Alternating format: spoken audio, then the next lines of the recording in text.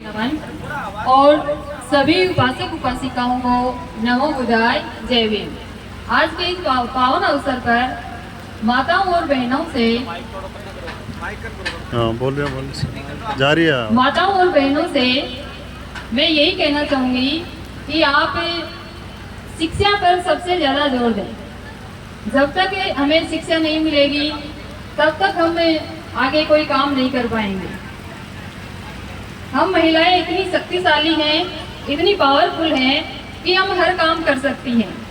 और हम क्या करती हैं, खुद की पावर को नहीं पहचान कर फालतू की जो देवियां हैं, 4 हाथों वाली, कोई 6 हाथों वाली, उनके लगी रहती हैं और उन पे चढ़ावा चढ़ाती रहती हैं।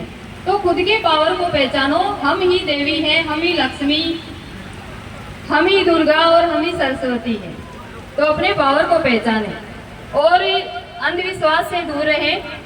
अंधविश्वास ही सारे जो दुख है उनका कारण है। तो हम अंधविश्वास को नहीं बढ़ाएं।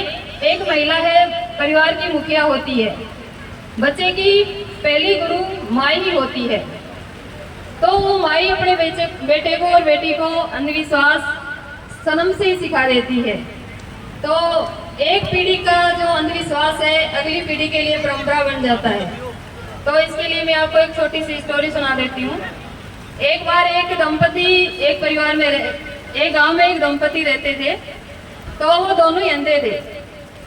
तो वो जब भी वो जो महिला थी अंधी, वो खाना बनाती तो उनकी रोटी कभी कुत्ता ले जाता, कभी बिल्ली ले जाती, तो वो बेचारे भूखे सो जाते। तो इसका उपाय उन्होंने ढूंढा कि जब भी वो महिला रोटी बनाती तो उसका पति दरवाजे पर बैठकर एक लकड़ी का फट्टा बजाता, तो जिससे जो भी कुत्ता और बिल्ली आते वो चले जाते और वो रोटी बच जाती, वो रोटी खा के सो जाते।